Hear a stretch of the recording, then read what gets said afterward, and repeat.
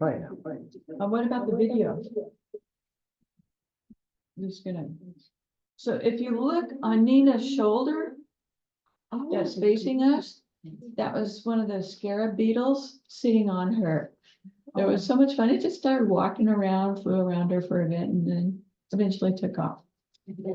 So, yes, Nina says they find her.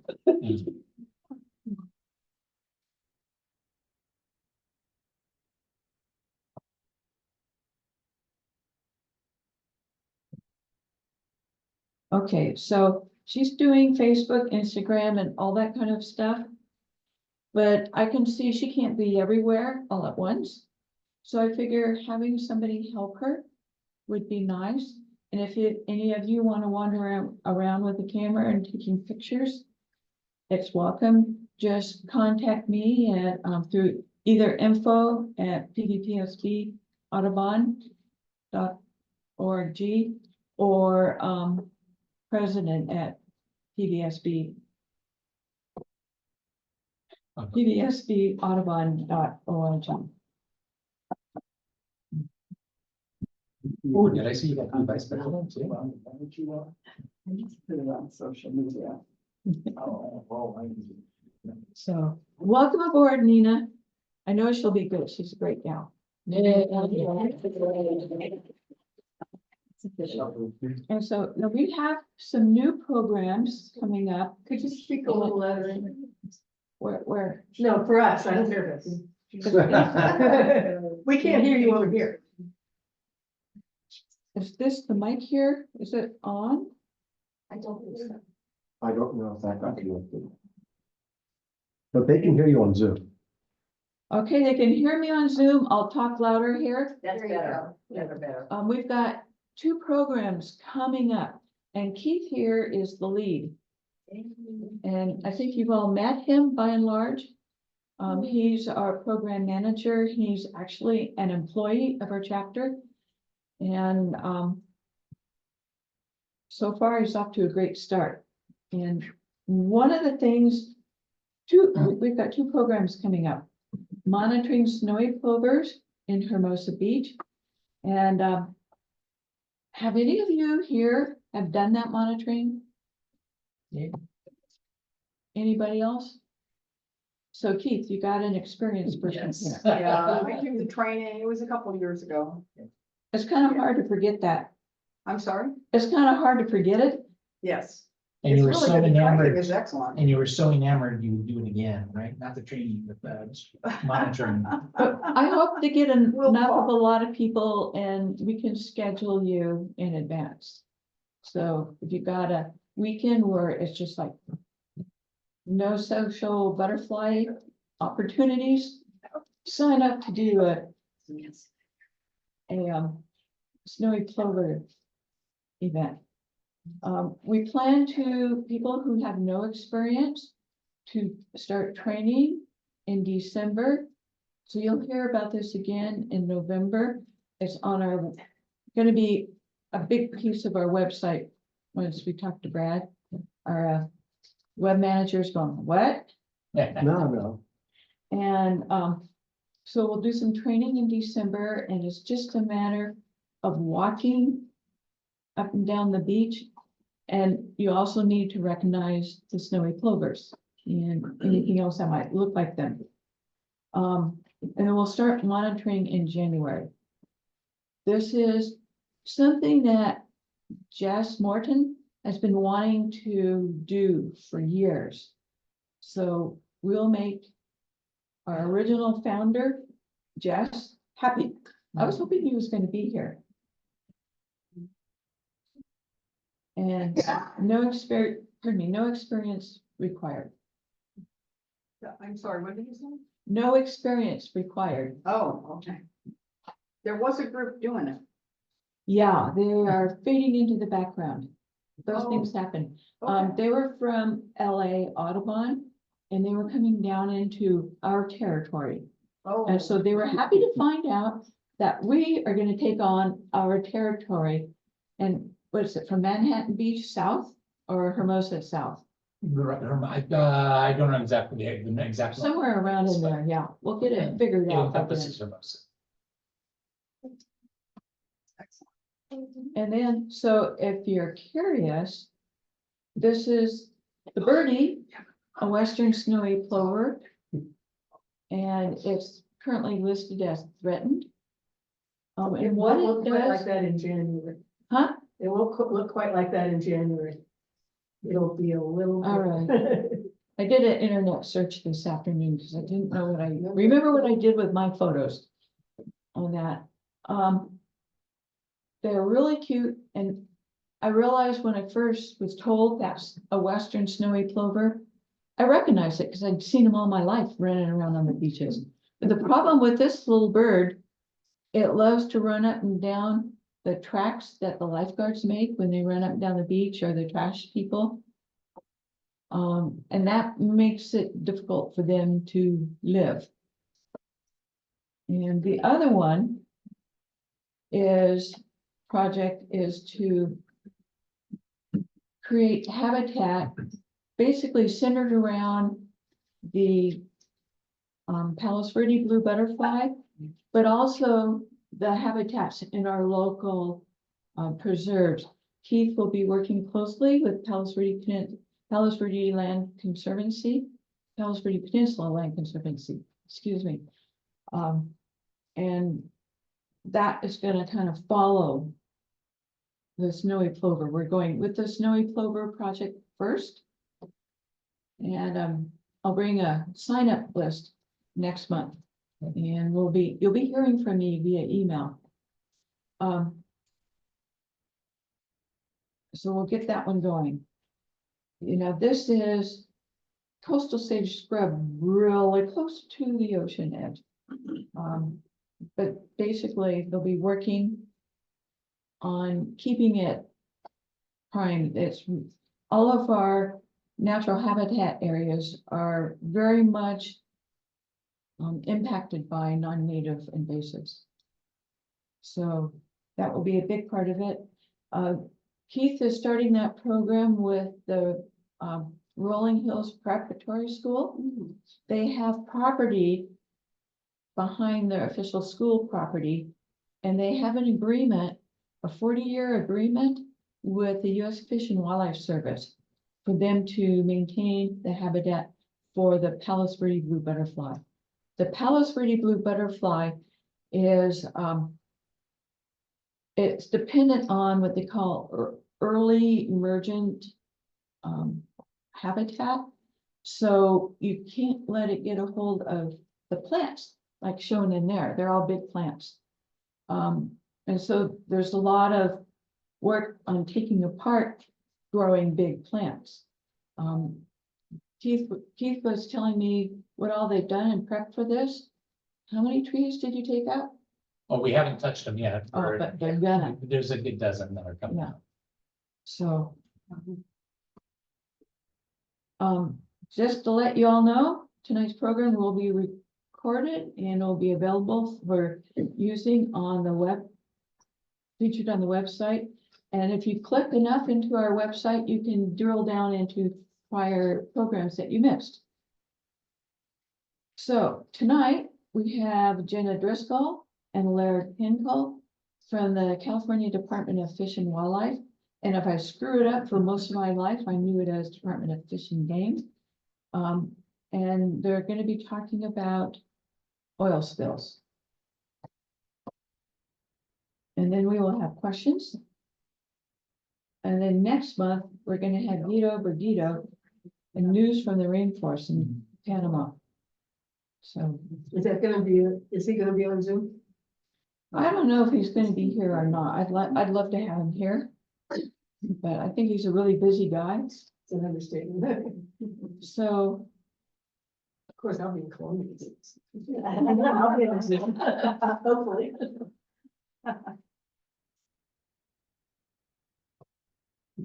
and so with this, I'm gonna turn it over to Jenna and Laird.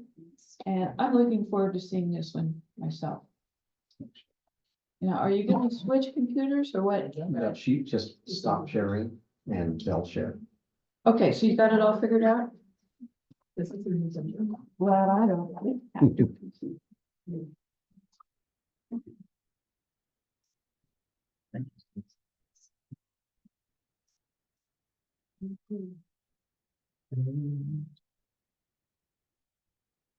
Just do escape. Does that work? No, I'm just, well, good. It's easier up there. Are you So- all seeing my screen? No. We're not seeing screen. Oh. I think in Zoom land Zoom. we see Jenna's screen. I see the full. Oh, now I see it has a presentation, Jenna. Okay. This on the prison. I don't know. Which button is for video on this computer? Jenna, you might need to help me The projector to show. press the right Do button. the same? to get that view. Yeah. Oh, I just did the screen share and then shared I have the presentation open and shared it. Okay. Are you all seeing it on your end or no? It sounds like the room is still working on it. Okay.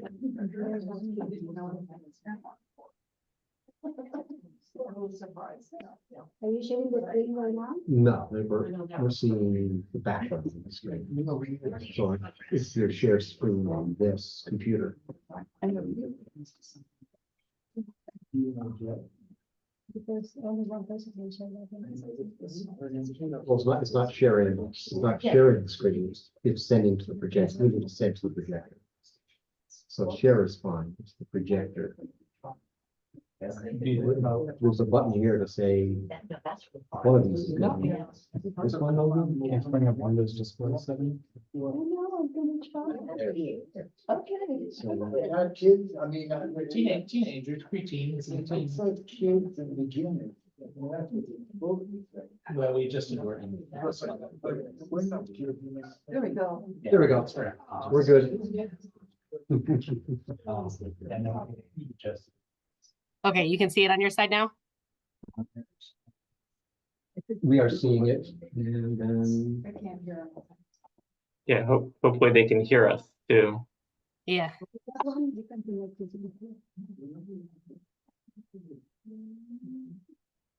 Can you confirm that you can hear us and we're ready to go? Yeah, can you be louder, please? We're working on volume. Okay. Say something so we can test the volume. Volume check. Can you hear me? Yes. That works.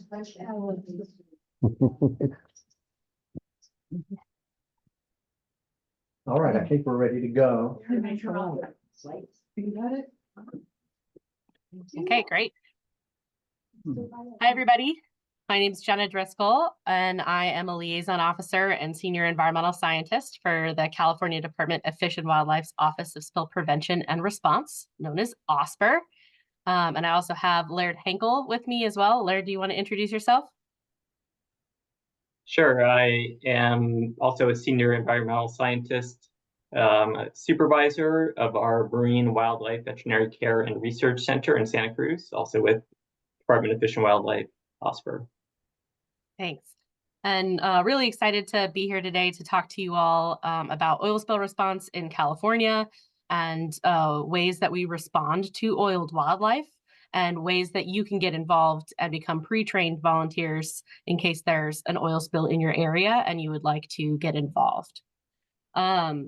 If you do have any questions, please feel free to shout them out. It may be difficult for me to hear, so if you shout it out, then feel free to ask questions throughout. I know we'll have time at the end to ask questions too. A little bit about what we're going to talk about today. We'll talk about some key events that led to the establishment of the Office of Spill Prevention and Response, our jurisdiction and mission, some of the key response positions that we play during an oil spill, and then Laird will talk about wildlife response and all of the elements that we're involved with in that element. And then I'll cover some volunteering efforts and how we communicate during spills. And again, we'll have time for questions at the end. So some key events that you've probably heard of and are familiar with, the Exxon Valdez oil spill in Prince William Sound that happened in 1989, spilled 11 million gallons of oil, and it impacted over 1,300 miles of coastline and sensitive habitats, and hundreds of thousands of wildlife deaths. And it's widely regarded as one of the worst environmental disasters in the US history. And just 1 year after we experienced the American trader spill just off of Huntington Beach, just curious if anyone in the room remembers that incident. I do. Yes. Yeah.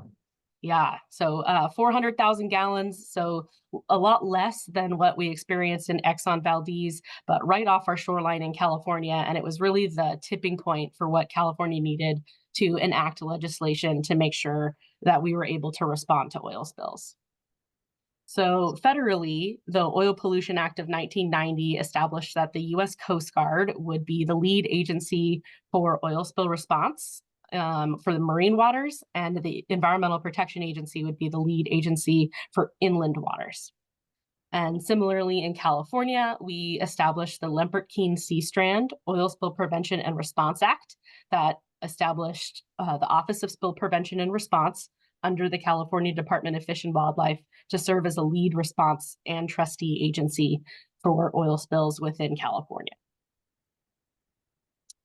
And our mission is to provide best achievable protection of California's natural resources by preventing, preparing for, and responding to spills of oil and restoring affected resources.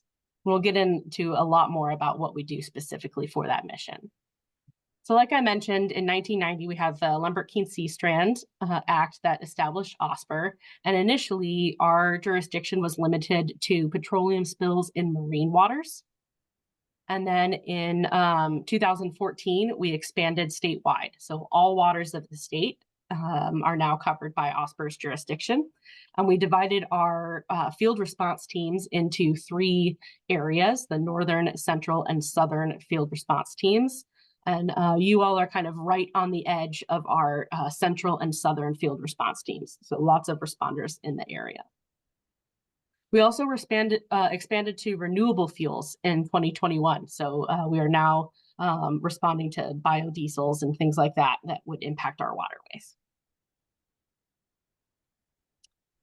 And we regulate a lot of oil that's transported in various different modalities throughout the state, whether that's spills that occur by rail car, tankers that are on the road, vessels that are bringing in oil, transporting it around the world, oil refineries, we have pipelines, we have a lot of production facilities throughout the state. And we also respond to mystery sheens as well to investigate where that source might be coming from. And something that's unique about OSPR is that we are both a lead response agency and a trustee agency.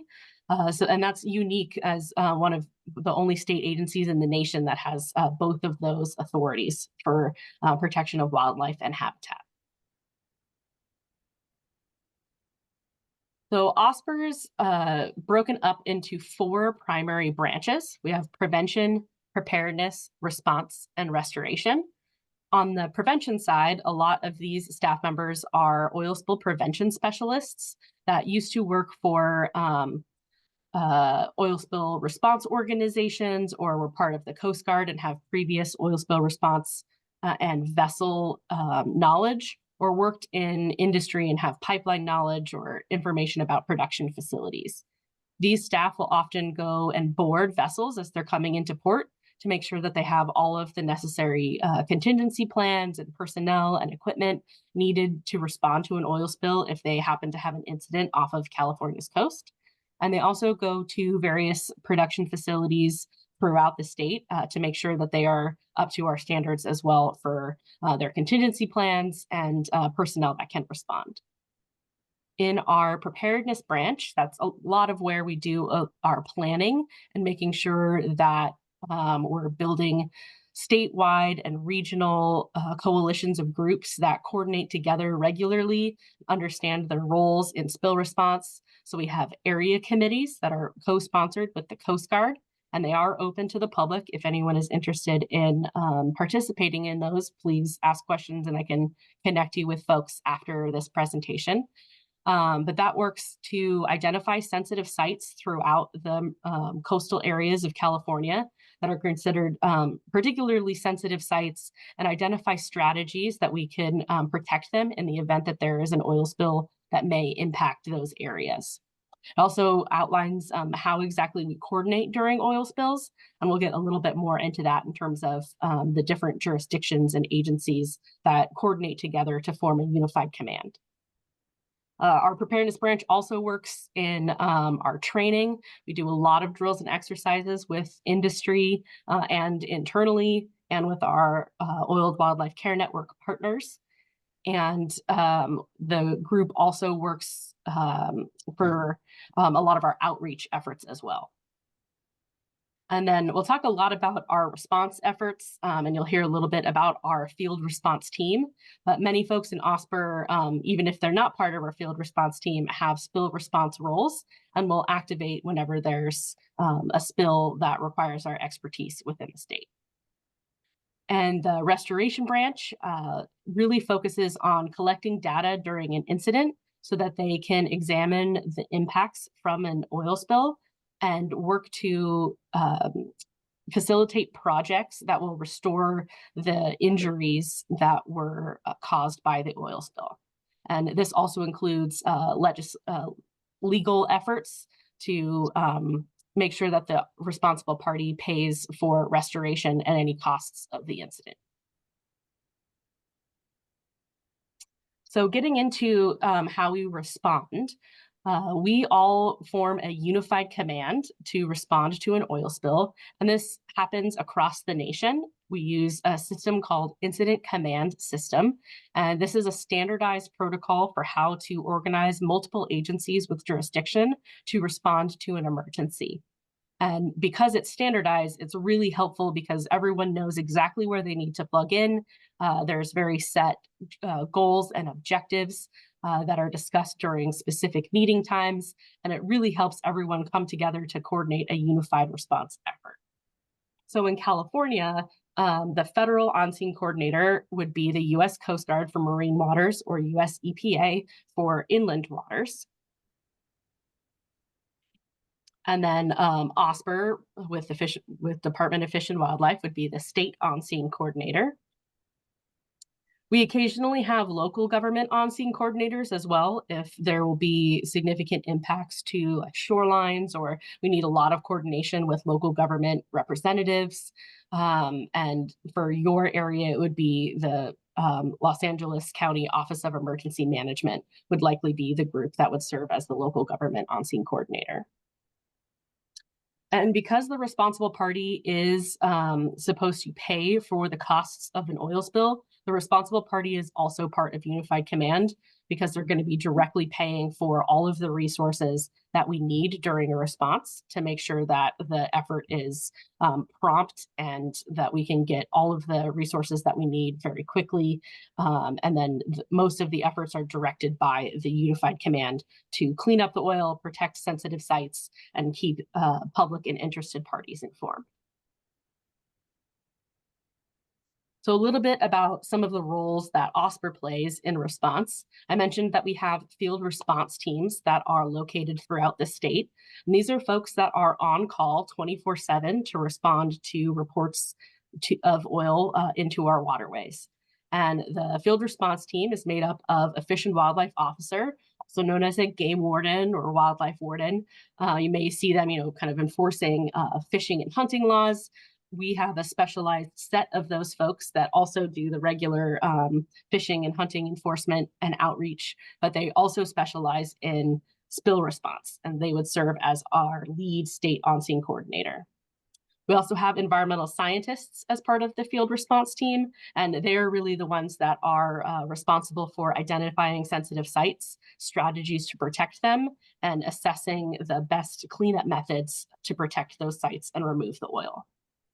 And the group also includes oil spill prevention specialists. Like I mentioned, they're familiar with vessels, pipelines, different facilities, and they help with safety and waste management, quantification, and they would also participate in investigation. And like I mentioned, those folks are set up throughout the state, and you can see the various offices there that people are stationed in. So we have pretty fast access throughout the state for a lot of our responders. And again, there's 3 people on call in each region 24/7. Other roles that OSPR would play during a response is within the command staff. We have the state on-scene coordinator, who's really making a lot of those lead decisions and serving as the lead spokesperson for the response. We also have our public information officer that's working with the media and communicating with the public, and the liaison officer that would be working with interested parties like elected officials, NGOs like Audubon, and other agencies, federal, state, and local, and as well as tribal nations. So my job is serving as a liaison officer. So part of my effort is to build these relationships with groups that we would likely reach out to during a response. And that's how Anne and I got connected, because we were communicating about a response. Other roles that we would play within the response are the environmental unit. And we would have, in addition to folks that are assessing resources at risk, sensitive sites, we have folks that are out doing shoreline cleanup assessment technique, or SCAT, not the regular SCAT that we're used to hearing, but shoreline cleanup assessment technique, where they're going out and surveying beaches, quantifying how much oil is on the shoreline, and what strategies would be best to address removing that oil. We also have folks that work in waste quantification, making sure that we're keeping track of everything that we are collecting, so that we could hold the responsible party accountable. We also have a set of folks that are trained to help with volunteers, and we'll get a little bit more into volunteering during a spill response later. We have folks that are highly trained in wildlife care, and Laird will get a lot into that and all of the work that we do in Wildlife Branch in association with the Oiled Wildlife Care Network. We also have folks that are trained in GIS to help us make maps so that we can visually see the extent of an incident and where we need to apply resources. We also have drone systems that can help us get really good aerial imagery of an incident so that we can see where we need to send assets. And then we also have folks that are helping us out with logistics and finance, making sure that all of our responders are fed, taken care of for, and have places to stay. Not directly involved in the incident command system, but related to the response, the Department of Fish and Wildlife, in close coordination with the Office of Environmental Health Hazard Assessment, would work to determine if we needed to do a fisheries closure in the area due to a spill.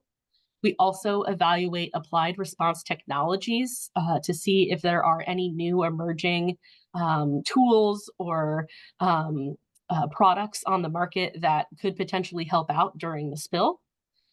And then we have the natural resource damage assessment, which quantifies the injury of the spill to resources and economic losses due to the spill as well. And so they'll be taking data as soon as the spill starts to after the incident, and then evaluating restoration projects that are needed to restore the effort. And we also have separate investigation and legal teams that will be involved in the response as well. And now I'll go ahead and turn it over to Laird so he can chat about all that we do with oiled wildlife response. Okay, thanks, Jenna. Let's see, I need to figure out how to share. And then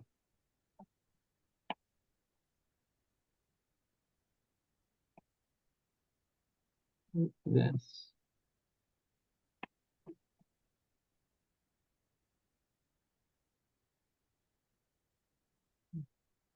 Okay, does that look correct? Oh. I am still seeing it in edit mode. Click on the present again. I'll have to escape. At my end, it looks normal. I had to move my presenter view back onto the screen that was sharing. Maybe click in between the different windows. Do you have two screens? I don't. Oh, okay.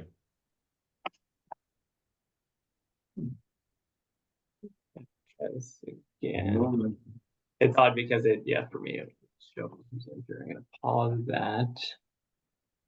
I'm going to stop sharing.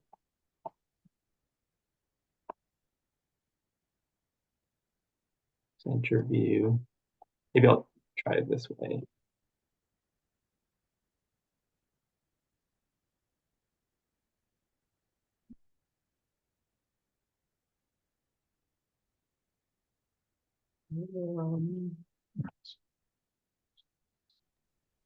the window looks like it's really, it's getting.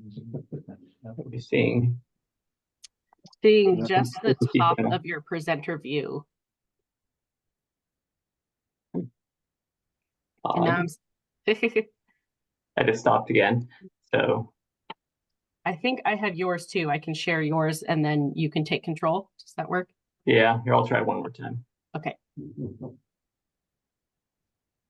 Hey. there it is. Oh, all right. It sounds like everyone can see it and it looks appropriate. Just one. Okay, great. A little bit. I don't know what the secret was there, but it's always a mystery. So, thanks for having us, folks down there. I'm going to go into a little more detail on oiled wildlife and how we respond to oiled wildlife in the wildlife branch within the Unified Command.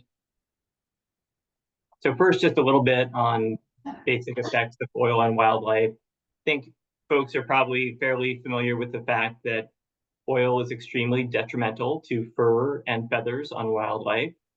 So when oil gets on feathers of aquatic birds like these Pacific loons here, or on a marine mammal or aquatic mammal like the sea otter here, it leads to the fur or feathers losing their ability to stay waterproof.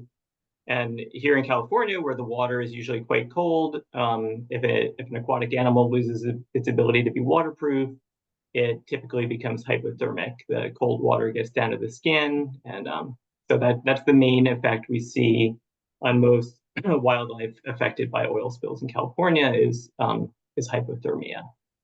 It's not the only effect. Oil is toxic. It can cause skin burns on animals, especially lighter products like gasoline and diesel can cause skin burns. And because it's toxic, if animals ingest the oil, it can cause internal effects as well. And animals do often ingest oil through preening if they become oiled. So going back to thermoregulation, this map here shows areas where birds were collected during oil spills during a 25-year period, 1995 to 2019. I just bring this up because the larger circles in Northern California show that more birds were collected at spills in Northern California than at the spills in Southern California. So that may be related to the colder water and colder weather in general in Northern California, among other things. Also related to this, we see, looking at the same data on birds collected during oil spills, a trend that winter is generally worse. So in this graph, the blue bars are the number of birds collected during oil spills, and the purple bars are the number of spills affecting 10 or more birds, and by month. So you can see in fall and winter months, we tend to see more spills affecting birds and more birds affected. And so that may be related to the colder weather and colder water, but also be related to the fact that we do have winter storms which could actually contribute to causing oil spills. And then also there's the factor that there may be more birds around during the winter months in our coastal areas in particular. So now we're going to look at what species we've seen affected. So the same data from 1995 to 2019. The blue bars here I'm gonna show you some species, but I'm leaving it blank for a second for you to guess. The blue bars are the total number of birds affected by 33 oil spills over 25 years, number of birds, and the kind of yellow-orange bars are the number of events affecting that species. So kind of hard to be interactive here remotely, but you can try to guess in your head what species is affected most by oil spills. And you have a bias in Southern California, so you may not have thought of the common myrrh, which is affected by many spills in Northern California, but far fewer common myrrhs once you get south of Port Conception. Second most affected species statewide is Western and Park's grebe. Then we get to surf scoter, Northern fulmar, and just showing the rest here: American coot, Brandt's cormorant, Western gull, eared grebe, brown pelican, mallard. There's well over 100 different species that have been affected by oil spills in California, but these are the top 10. And you can see the orange bar shows the spills with the most number of birds, and that's American coot has been affected by the most number of spills. And I think we'll get to that in the next slide, that if you look at Northern California and Southern California separately, on the bottom here is spills south of Point Conception, and up on the top is north of Point Conception. So you can see, if we look at spills south of Point Conception, actually the species affected the most is American coot. That's the AMCO, whoops. American coot, then we've got mallard, brown pelican, Western grebe, common myrrh, pied-billed grebe, ruddy duck, Brandt's cormorant, Pacific loon, and double-crested cormorant. And you can see the arrows show the correspondence between species in Northern and Southern California. There's only 3 species that made the top 10 in both Northern and Southern California. So a little difference there. You can see the numbers too. Again, many more birds affected by spills in Northern California, at least historically. As Jenna mentioned, we also respond to inland spills. So a lot of the biggest impacts we see are on the coast, but there are many spills that affect inland habitats. These can actually be more challenging to respond to. There's diverse habitats, diverse wildlife, from frogs to beavers affected. On the bottom here, we've got the bottom left is a beaver affected by a spill near Sacramento. We've got a toad and a western pond turtle. So many different types of animals affected by these inland spills, and it can be challenging terrain. Each one is unique. One interesting tidbit in terms of effects of oil on wildlife is it's not only oil spills that affect wildlife. We do see some effects on wildlife from natural petroleum seeps.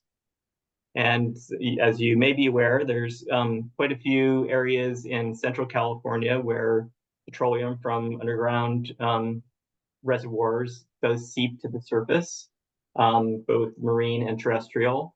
The Santa Barbara Channel in particular is an area of a lot of natural seepage, and has been for hundreds and thousands of years. The seeps in the Santa Barbara area are the most productive natural seeps in the world, actually. And the photo on the left actually shows platform holly off Santa Barbara. This is in the Coal Oil Point area, named because of the coal tar washing ashore there. And the photo here actually shows oil from a known natural seep that's just adjacent to platform holly. So you can see how that can cause a lot of confusion in terms of seeing oil spills on the water in that area. So these natural seeps vary over time, but we do see wildlife affected by these seeps. Live oiled wildlife in the wintertime just shows up here and there and can average up to 100 or more birds collected per year affected by these natural seeps. And we know that through oil fingerprinting, which we're not going to talk about today, but you can analyze the chemical fingerprint, chemical composition of the oil, and determine the source.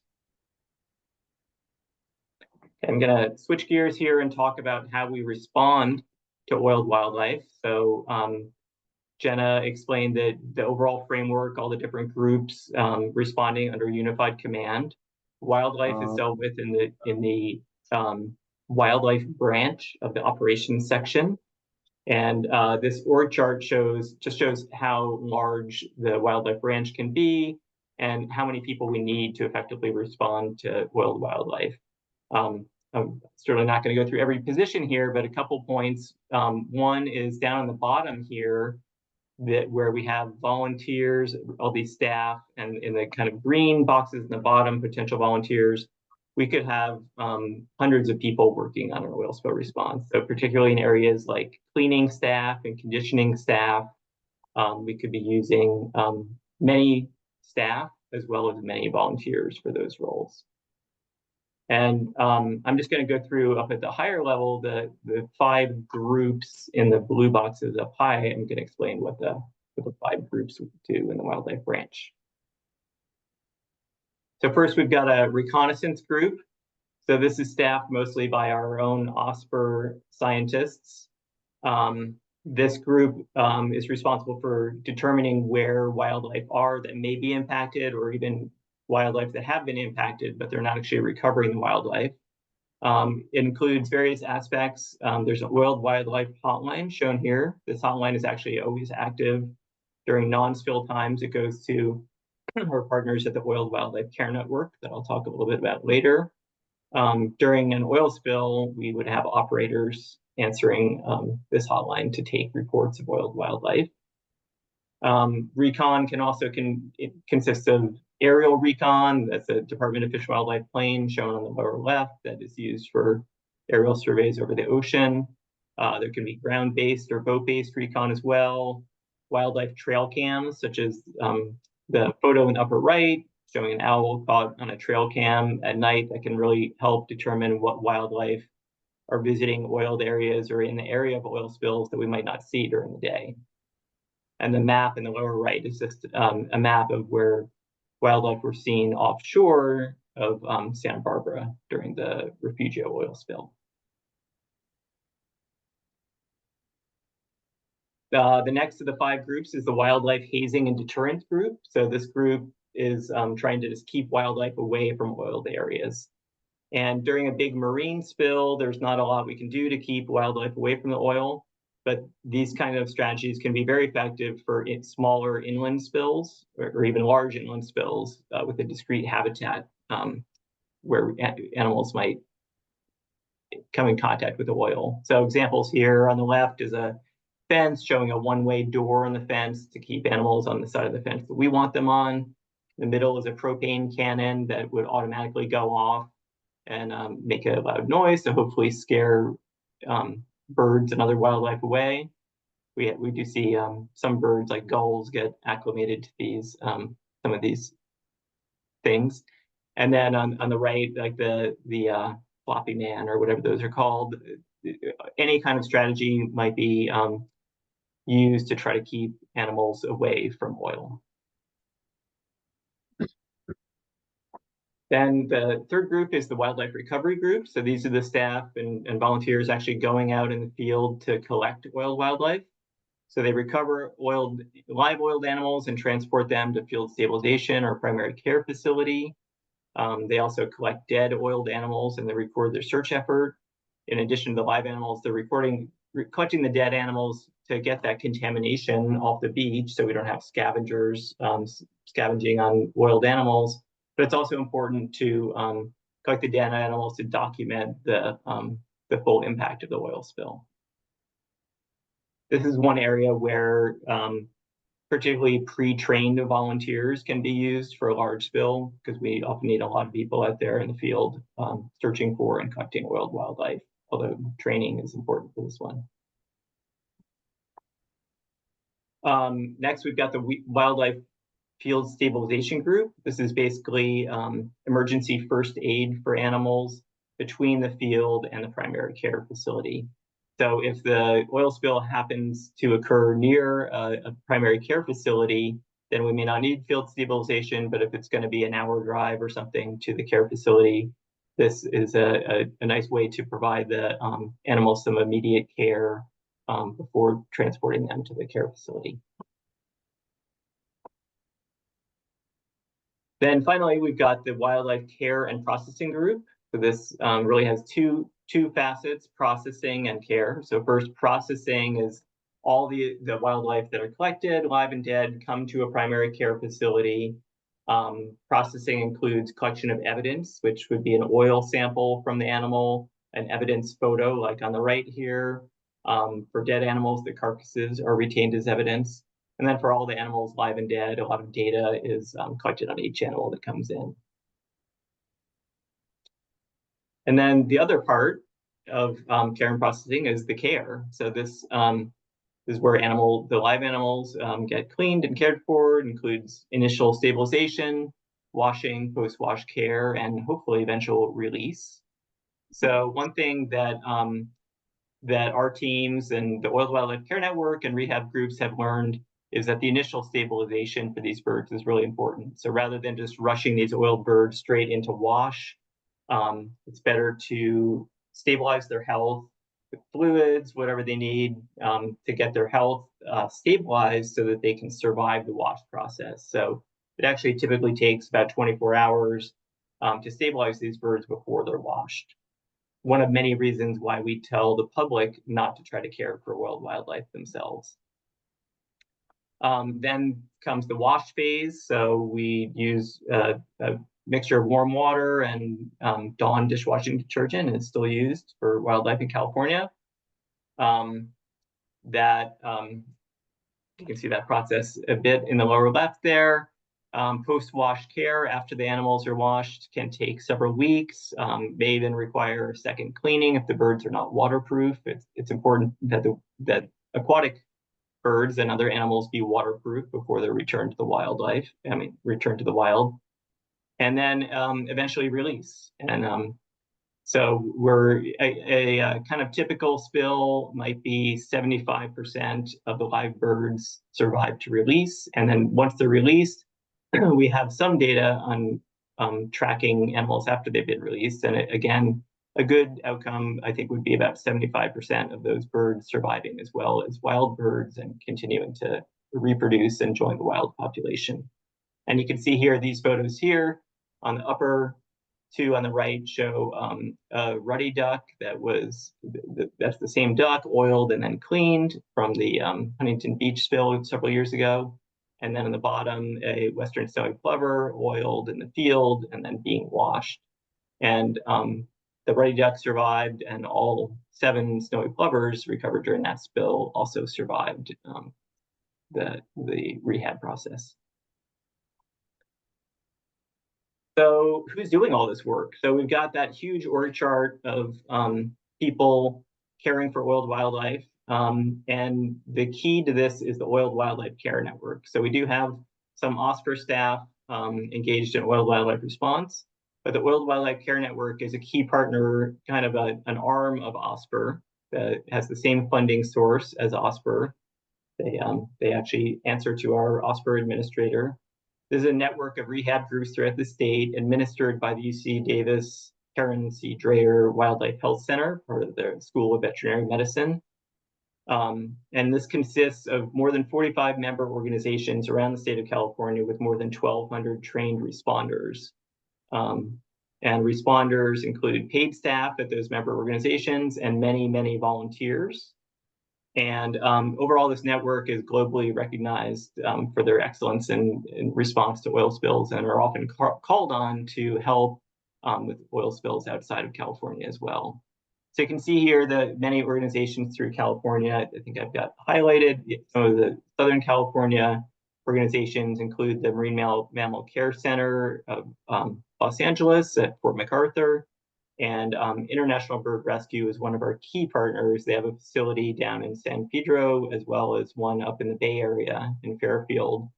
And those groups, well, the International Bird Rescue uses the facility in San Pedro that was actually built by OSPR for oil spill response. So during non-spill times, they use the facility. During oil spill, that facility is activated for response. Another key partner down there is Wetlands and Wildlife Care Center in Huntington Beach as well.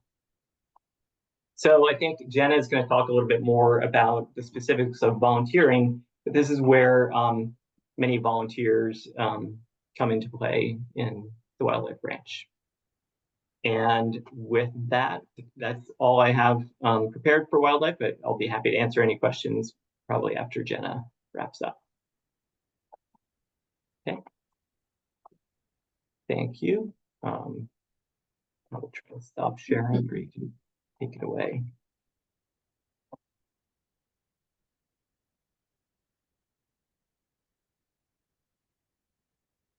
I don't know if you can just steal it, Jenna, while I'm trying to figure out how to.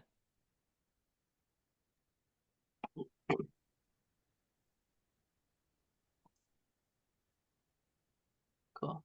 Got it. Yeah, Are folks back to seeing my slide with oiled wildlife response? looks good to me. And we've moved on to volunteering. We see that slide in the room. Yes. Okay, great.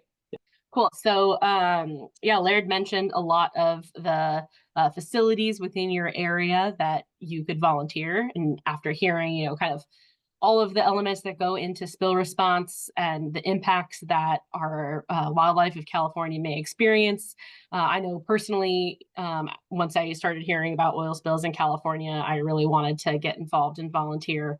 So wanted to provide you some of that information. And during spill responses, we think of volunteering in 3 different types. We have pre-trained volunteers, affiliated volunteers, and community volunteers. And I'll talk about each of those 3 groups and how you could participate in those. Everything that we do in terms of volunteering during spill response is outlined in the Los Angeles Long Beach Area Contingency Plan Non-Wildlife Volunteer Plan. Very long title for a document, but if you Google California Non-Wildlife Volunteer Plan, you'll hear a lot about a lot of the different ways to volunteer, and I'll also cover some of the wildlife volunteer opportunities as well. So that first set is going to be our pre-trained volunteers. As Laird mentioned, we advise public members to not try to treat oiled wildlife and to instead call the Oiled Wildlife Care Network because of the amount of training and skill that it takes to capture and care for impacted wildlife. So we really rely on the Oiled Wildlife Care Network and their incredible volunteers and staff throughout the state. And it is easy to get involved with these different groups. So we'll zoom in on your area here. Laird mentioned these: International Bird Rescue, also Aquarium of the Pacific, and Marine Mammal Care Center. Those are all relatively close to Palos Verdes. And if you are able to travel, you can volunteer with some of the others that are associated with Oiled Wildlife Care Network. If you Google Oiled Wildlife Care Network and go to their About section, you can find all of their member organizations and websites. Kind of find a good fit for you if you're interested in volunteering. But I did include some of the websites here, and we will be providing a PDF of this presentation after this. So I don't know if that'll be posted to the website, but you'll be able to access this information as well.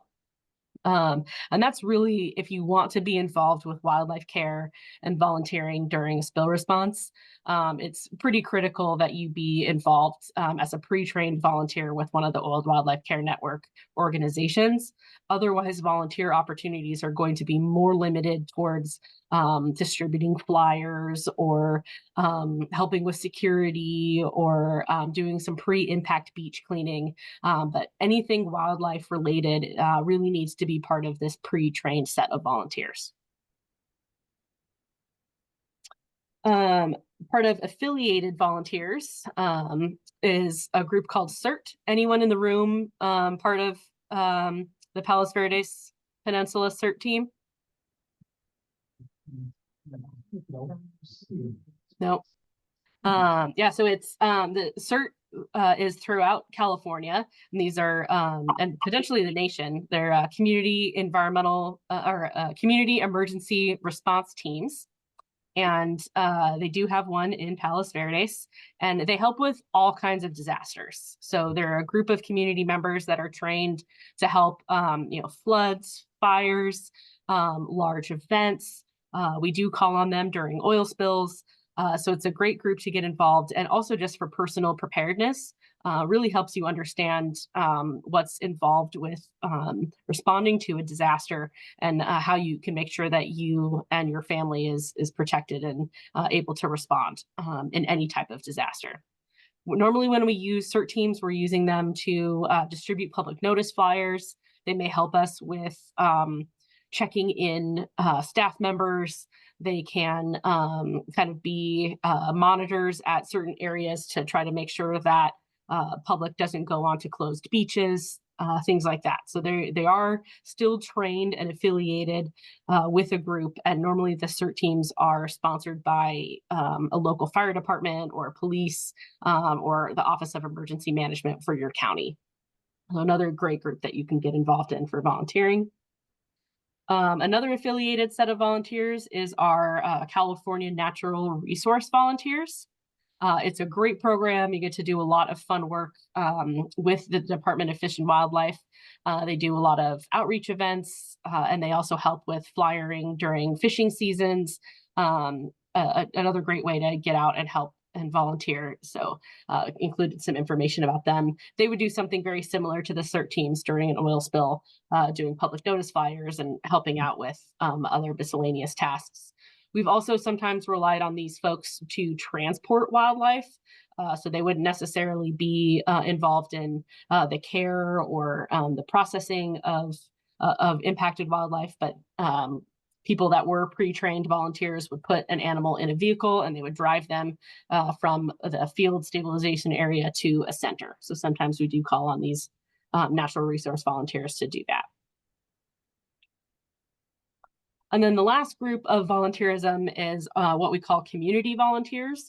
And these are folks that, an incident may occur in their area. They're really passionate about wanting to help out, and they haven't been trained in anything yet, but they just really want to volunteer. And depending on the scale of the incident, sometimes we will implement community volunteers. And this would most likely be to do pre-impact beach cleaning. So removing a lot of the debris, trash, and kelp that washes up, so that if oil does come to that beach, there's less waste, less oily waste that has impacted the beach. So that's what these groups here are doing. They are fully outfitted in protective equipment, and they have to go through a 4-hour ASWAPR training to be able to participate in these activities. So it does take a little bit of time during the incident to kind of set this up so people can get fully trained. If we were to implement this, you could go to calspillwatch.wildlife.ca.gov/volunteer, and that will have information about whether community volunteers are requested for a particular response.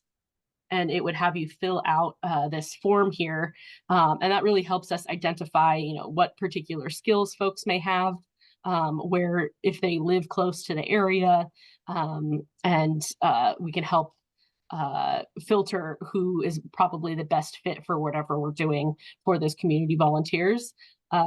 We may also have folks, maybe we have a lot of volunteers that have a construction background, and maybe we need additional cages for wildlife facilities. We may have some folks with a construction background volunteering to build additional facilities at the wildlife care centers. So that could be, another way to volunteer. Just for a little bit of, tempering expectations for community volunteers.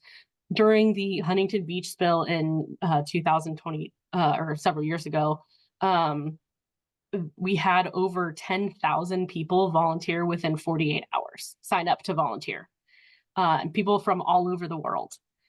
So we shut down the volunteer portal after 48 hours, and then we used this form to filter who was close to the area, because we really want to be able to use local folks that are trying to have an impact on their community during an incident. But it is very popular. When there is an incident, everyone wants to help out, and we are grateful for that. But overall, I think we were able to deploy 180 of those 10,000 volunteers out of the community volunteers. So that being said, it really is about becoming part of these pre-trained volunteers or affiliated volunteers groups. So I'll put those here again. Feel free to take pictures, but again, we'll pass this information along as well so that you can have it in the future. And I did want to highlight Andrea Moore is our volunteer coordinator for OSPR, and her contact information is there. So if you have any questions about volunteering during spill response, she will be your contact for that. And she can also put you in touch with other groups for pre-trained and affiliated groups that if you have particular set of skills that you might want to get involved with. And the last thing I wanted to cover was how we distribute information during spill response. And, that is one of the key priorities during a spill, is that we're keeping the public and interested parties informed about what's going on. The first way that we do that for the public is through press releases. We may have press conferences, and we have a very active social media page as well. And I'll share some of our social media handles in a moment too, so that you can follow us on social media. We also do liaison updates, and these go out to agencies, elected officials, tribal nations, and NGOs. So Audubon, the various chapters throughout California are in our liaison database for contacts. So if a significant event occurs and significant in terms of, there's a lot of public interest, or maybe it is a large volume, or there's significant wildlife impacts, we may send out these liaison updates. We don't do them for all spills, but when they are activated, Audubon would be included on that distribution list for things within your area. We may also have virtual briefings if there's a large scale response, and that could be for agencies, elected officials, NGOs. And that was very successful during the Huntington Beach response. We had probably over 50 members from nonprofits, from environmental NGOs on some of our briefings. If there was a fisheries closure because of an incident, we may also host meetings for the fishing community in partnership with the Department of Fish and Wildlife's Fisheries Division or Marine Region, depending on where the incident is. We may also host an open house where we would bring in subject matter experts on various elements of spill response and have the public be able to ask questions directly of those subject matter experts. It's kind of an informal open house where there's not a presentation or anything, but you can go and get a lot of your questions answered by the people that are directly working on the response. And I did want to just point out that we have a tribal liaison officer at OSPR, and we would do tribal consultation and facilitate tribal engagement and tribal monitoring, cultural monitoring during a response if tribal nations were interested in that. But like I mentioned, we have a very active social media. It keeps us updated about a lot of what's going on in spill response. But also about our preparedness and volunteering activities and restoration efforts and things like that. So if anybody is interested, Facebook, Instagram, X, formerly known as Twitter, our handle is CalSpillWatch. And that is it from us. And happy to take any questions. This is our contact information here. And again, really appreciate you all hosting us today. Sorry we couldn't be there in person, but it's great to kind of do this outreach to groups that might be interested in spill responses so that we can kind of open that dialogue prior to an incident.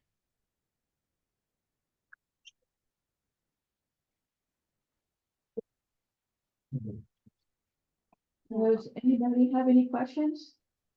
Got the magic mic here. Oh, thank you. Brad, can you check to see what's in the chat room there? There's nothing in the chat. Oh, okay, there just says 2. No So- questions in the chat. No questions. All right, so here's your chance to talk to these folks. Nope. Yes. I have a question for Laird. when he was showing the map with seeps, there were a couple of inland in Kern County and someplace else. Could you expand on that? Yeah, particularly in Kern County, yeah, there's quite a few seeps. If you've been out in that area, there's a lot of oil production in the Bakersfield area throughout Kern County, and a lot of the areas with natural seepage are also areas that attracted oil exploration early on. So, yeah, in that area, there are areas where just out in a dry wash, kind of middle of nowhere, there'll be oil flowing into a creek or something like that. So it's an interesting natural phenomenon. I mean, one of the most famous ones, of course, is La Brea tar pits. That's another example of a natural seep. Really big. Yeah, right, yeah. Yeah, I'd add to, similar to, Beverly Hillbillies, where it just starts bubbling out of the ground. There are sections in Kern County, where you go and you just see it free flowing from a mountain or from an area. There's just that much pressure built up. And like Laird said, that's why they have oil development in those areas, because they knew that there was product there. Okay. I'll actually add one other tidbit. I don't want to spend too much time on this, but there's inland seeps in the Ojai area in Ventura County. And so there's some productive seeps on Santa Paula Creek, which flows into the, I forget what river that is, anyway, the river comes out near Ventura. And the seeps, the oil, can collect in these creeks during the summertime. And then when winter flows come, they push the seep oil down the creek and down the river to the ocean, and can affect quite a bit of wildlife that way. Thank you. So can you hear me? I don't know. Yes. Yeah, we can. We can see you now Okay. too. So I'll just add it in, while working for CDFW at the Hyperion treatment plant at monitoring the discharge. Down there, your map showed Santa Monica Bay, and one of our stations was right in the seep, and it really screwed up the gas chromatographs that the chemists were using. So we actually moved that point and had to work with folks. But yeah, it made a mess of things. Yeah, those seeps in Santa Monica Bay are interesting. You can sometimes see them flying into LAX or flying out of LAX.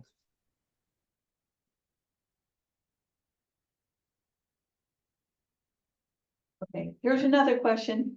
Yeah, I'm interested in over time, the trending of incidents. So has it been fairly steady, or have there been measures put in place where you're seeing a decreasing trend in unintentional spills or releases? What does the data look like, and how busy you guys will be for the future? Hopefully not as busy. I can talk about that with respect to wildlife, and then Jenna might have a broader perspective. So, I mean, OSPR responds to thousands of spills every year, Jenna? So many of these are really small spills, like boats sinking in marinas. So I've looked at the data on the larger spills affecting birds. So that's some of the data I showed on the 25-year period with specifically birds. And for those spills, it may not be the most unbiased data to look at, but there's a reasonable number of spills. And for those spills affecting birds, there has been a decrease in the number of birds affected and the number of spills affecting birds since 1995. So who knows if that's chance, or hopefully it's our efforts on the preparedness, the prevention side of things for OSPR and other agencies working on the prevention side. But I think my impression is, at least if you go back as far as like the 1990s, there's definitely been an improvement. Yeah, I'd agree on that as well. And we've also got, we talk about we respond to thousands of reports of oil each year, because we have really instilled that people need to report incidents. And there's a lot of mandates on facilities that they need to report, even things like a teaspoon of product, they have to make reports, or they're encouraged to make reports. I think there's various thresholds for mandates, but so we do still have lots and lots of reports, but that could be a quart of oil, and maybe it's just into a parking lot. Ones to waterways, where we're actually going out and investigating, is more of a quarter of that. And then larger incidents are a lot more rare. The last time that we had, I think, something more of like a major incident where a lot of the OSPR staff, more than half of the OSPR staff was activated, was the spill in Huntington Beach in 2021. I have a question. How involved are you in various pipelines carrying petroleum products? Here in LA, we have pipelines all over the place, going from oil refineries to the airport and such. How are you involved in monitoring the pipelines? So within California, the state fire marshal is responsible for regulating the pipelines that transport product. So we will monitor for pipelines that a spill could potentially impact a waterway. So any pipeline that's transporting petroleum product that a spill could potentially impact a waterway has to have a contingency plan with our office. And that has to outline all of the staff that they have to respond, how they are trained, measures that they take to try to prevent those incidents, what their worst case scenario would be, how they're going to get assets in place to make sure that they can limit the amount of product that impacts the waterway. And they also have to show certificate of financial responsibility that they have the assets available to pay for a response. So that's how we're involved in the regulation side of things, but it's more focused on what happens if they spill from this facility or pipeline or vessel. And then they go through different agencies, including State Fire Marshal and CalGEM are two of the primary ones for actual permits to use those lines. Thank you. Yeah, and then we do go out to the facilities that we have contingency plans for to make sure that we have eyes on those assets. We verify that what they have in their contingency plans are things that they actually have on site. If they list that they have X amount of containment boom on site ready to deploy within 2 hours, we go out there and say, okay, deploy it, tick-tock. And they have to prove that, yeah, they can deploy that boom and protect a sensitive site within that period of time.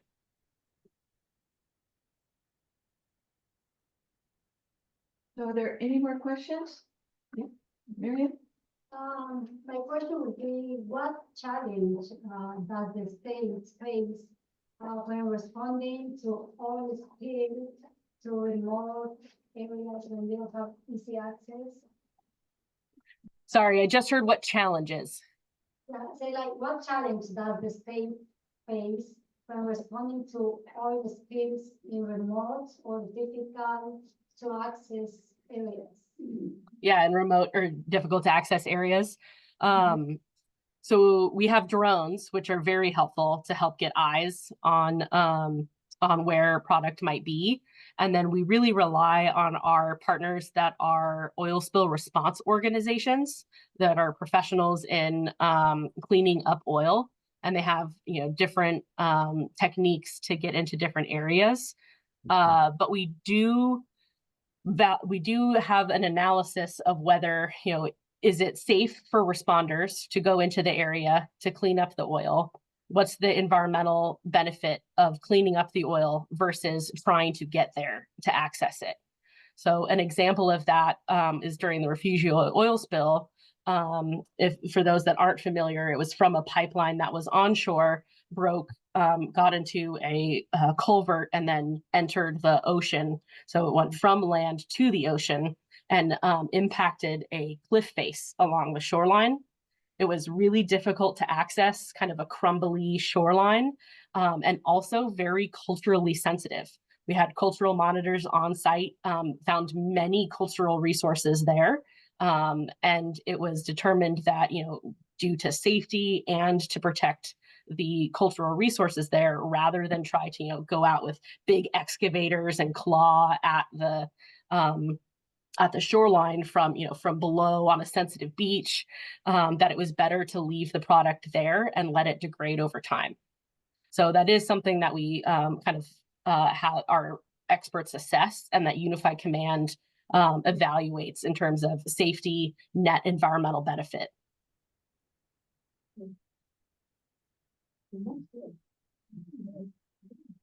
Anything more? Okay, I want to say thank Jenna and Laird. Thank you very much for this. I found it interesting. I think maybe I'm too close to water issues, but and I hope you all enjoyed it. Yeah. Thank you very much. Thanks, everyone. And we have recorded this, so we'll have the whole program on our website. And I don't know, it takes a few days, right? Yeah. Yeah. So we want your PDF. Can I just send you an email?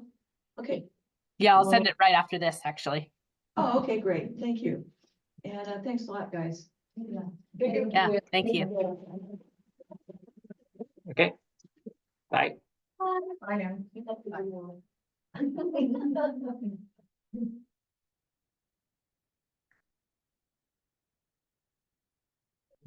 I have a couple comments. Sure. I don't know, many of you realize I'm very involved with the South Bay Bird Society at Companion Birds. And she loves it here because she knows you all love birds. She can, I don't know how she can, they're very sensitive and she can tell. But one of the things that we did meet is we met with CERT in Hermosa Beach. Talk about how we could help in an emergency, not just oil spills, but in an emergency. Because we have the expertise, of course, handling with birds. We get this happening with the hurricanes and taking care of animals and the fire in Lahaina. So it's really good to have a support team, that people that they can contact. And of course, being you're in Audubon, you're going to be readily contact. The other thing is that I've heard, and I don't know every speaker that you have in every contact, but encourage David Wooshoff, who has been very involved with the International Bird Rescue and down in San Pedro, and he was in charge with the volunteers. And he's done some presentations. I saw a presentation recently with the West LA Bird Club. And the stuff that they have implemented there to take care of the animals, we can't do, like the water's been softened and he stands for the reason why they use Dawn dishwashing soap is it washes off quickly, those kinds of things. But I don't know if there's people that you would want to have. And also, I know the woman that is in charge of, which is the generally emergency response in the region and the South Bay area region. She was with Hermosa, but she's now dealing with it. I mean, those are some contacts. I don't know if it's something we want to pursue in the future. So when I was working for City of LA and in the biology section, I had a couple of the guys that were certified.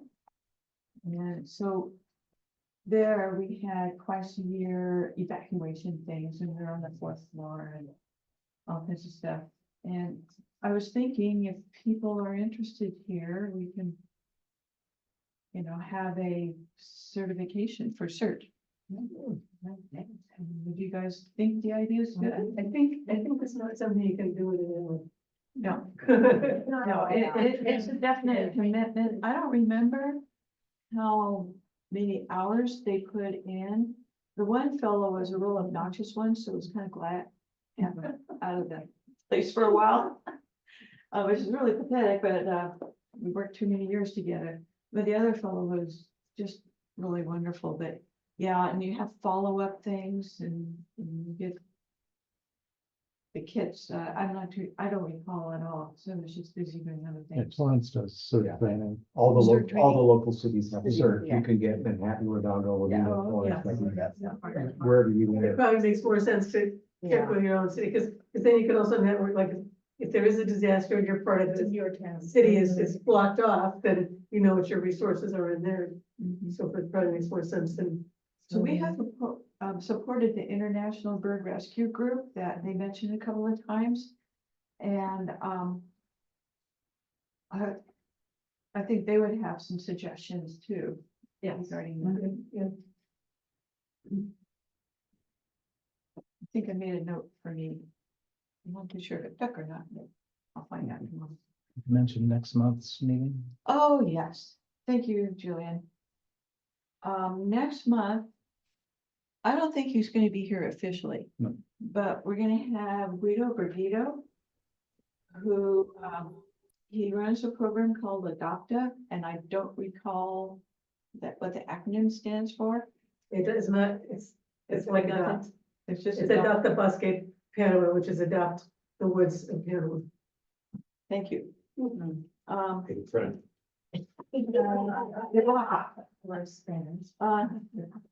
So he will be obviously remotely connected to us. And we support his programs, and so I asked that he come and tell us what he's been up to. His latest thing I heard a couple weeks ago, or read, he gets women, the indigenous women, involved in counting hawks. And they counted like 500,000 of one species. When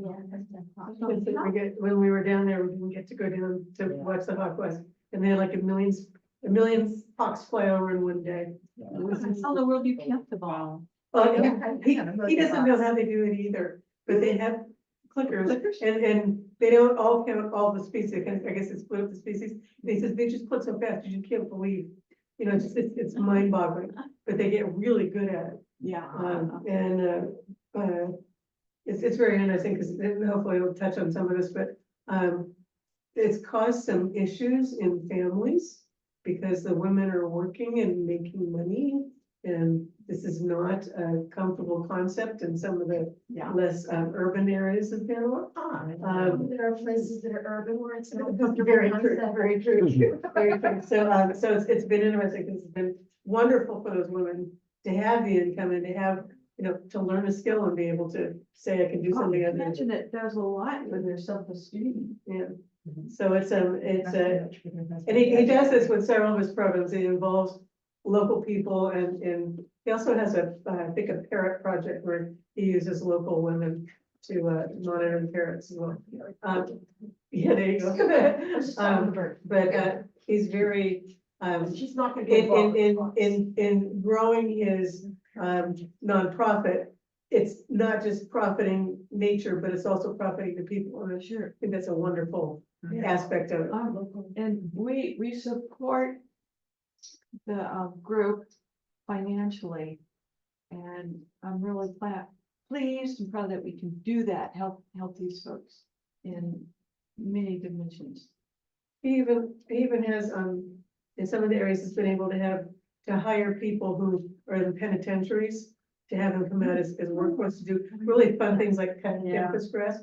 Yeah. But again, this is something that's so good for them and their psyche. Yeah. So he's trying to do projects like that to interweave it with his nature process. And it's really a pretty incredible woman. He is incredible. I don't know what he'll come up with, but it will certainly be interesting. Yes. Well, what he's doing is just amazing. Yeah. I would love to go there, but my husband is not gonna go there, so I won't go. I know when to shut up.